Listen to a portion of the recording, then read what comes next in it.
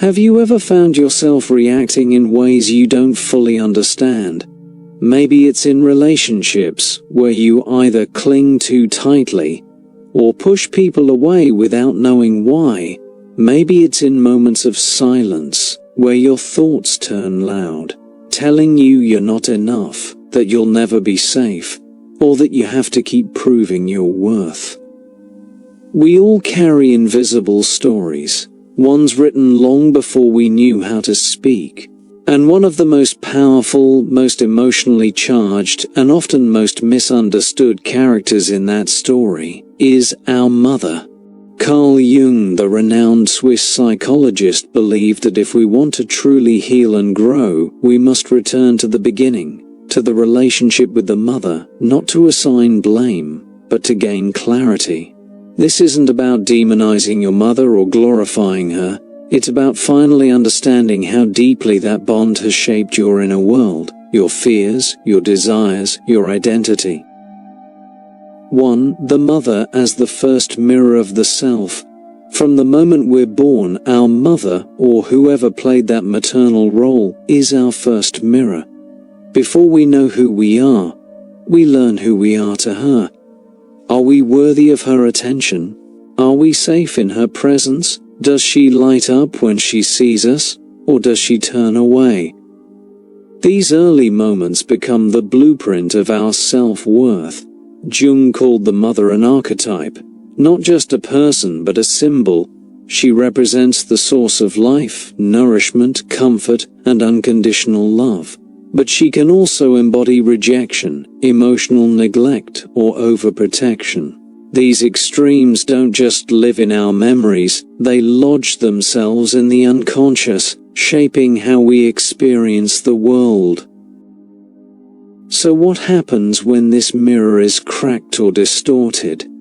We grow up looking at ourselves through the lens of that first reflection. A mother who was emotionally unavailable might leave her child always chasing validation. A mother who was overbearing might raise a child terrified of failure or independence, and often we don't see this until much later in life, when we begin to repeat these dynamics in our adult relationships, jobs, and self-talk. 2. The mother complex, when the past becomes your present. Jung introduced the concept of the mother complex, a set of unconscious beliefs and emotional patterns rooted in our early experiences with our mother. This complex doesn't mean your mother was bad. It means the emotional bond created patterns in you that now play out automatically, without your awareness. For men, the mother complex can manifest as an unconscious dependency on women, or the inability to form stable romantic attachments. For women, it might show up as internalized criticism, a deep fear of becoming their mother, or an unspoken rivalry that prevents emotional peace. It's subtle, and that's what makes it powerful. Because until you make it conscious, it will keep steering your life from the shadows. The irony?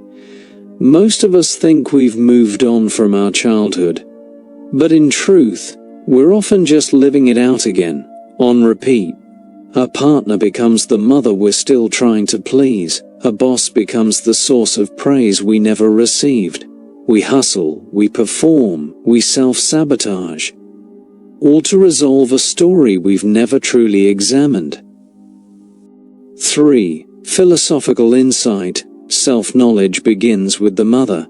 Great philosophers, from Plato to Nietzsche, spoke of the necessity of self-knowledge as the first step to wisdom.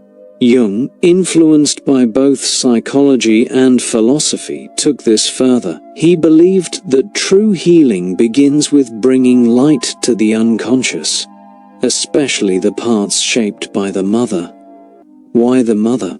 Because she is often the source of both our greatest security and our earliest pain. She was the first gatekeeper to love. And in many ways our adult relationships are just reenactments of how close we feel we can get to that love, without being hurt. To know yourself, you must be brave enough to look at the roots, to ask hard questions like, What was I really feeling as a child? Did I feel seen? Did I feel safe? And just as importantly, what did I have to become in order to receive her love? These aren't easy questions, but they are necessary if you want to stop living the same cycles over and over. Because healing is not just about forgiveness, it's about understanding the origin of your emotional survival strategies. 4. Moving from blame to compassionate clarity. There's a point in the healing journey when you begin to realize blaming your mother won't set you free. Yes, you may have been hurt. Yes, she may have been emotionally unavailable, critical, absent, or even abusive. But Carl Jung taught us that transformation doesn't come from staying stuck in judgment. It comes from developing conscious understanding, not to excuse what happened, but to reclaim your power from it. The child within us often wants a villain. It's easier that way. If she was wrong and we were the victim, then the pain makes sense, and we don't have to look any deeper. But true healing begins when you mature into a new perspective, one that sees your mother not as a goddess, not as a monster, but as a human being. A person shaped by her own childhood wounds, her own cultural programming, and likely, her own unhealed mother-daughter, or mother-son dynamic. You see, Jung warned that unexamined wounds get passed down. He called this transference, the unconscious projection of old emotional patterns onto new people or experiences. Your mother likely did this with you, and unless you bring clarity and compassion to the story, you will do it to others, to your partner, to your children, to yourself. This doesn't mean you forget the pain. It means you allow yourself to hold two truths. I was hurt, and she didn't know how to love in a healthier way. You stop demanding an apology that may never come, and instead, you begin offering yourself the empathy that was missing. This is how we move from emotional paralysis into emotional liberation, not through blame, but through compassionate clarity. 5. Reparenting yourself. Becoming the mother you needed. Once you understand your mother's humanity and you've felt the weight of those early imprints, the next step is what Jungian psychology calls individuation, the process of becoming whole. And one of the most powerful tools in this process is what modern psychology now calls reparenting. What is reparenting? It's when you consciously begin to meet the emotional needs your mother couldn't. You become the loving, attuned, safe presence that was missing. If she never validated your emotions, you start listening to yourself without judgment. If she never gave you boundaries, you learn how to protect your peace. If she was critical, you begin replacing that inner critic with an inner nurturer. Philosophers like Epictetus and Marcus Aurelius spoke of the power of inner sovereignty. They reminded us that while we cannot control the past, we can control our relationship to it. Reparenting is the psychological expression of that same wisdom. It's about no longer waiting for the love that was withheld, and instead, becoming the source of that love for yourself. And here's the secret: the more you reparent yourself, the less your mother has power over your present. You no longer need her to say the words she never said.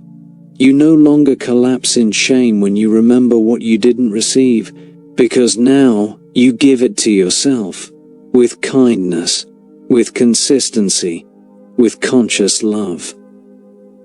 Carl Jung believed that healing was not about becoming perfect, it was about becoming conscious. And when you reparent yourself, you do exactly that. You break the trance of the past, you dissolve the invisible contracts of pain, and you finally become the person you were always meant to be. Conclusion: your healing is in your hands. So, what does all of this mean for you here today?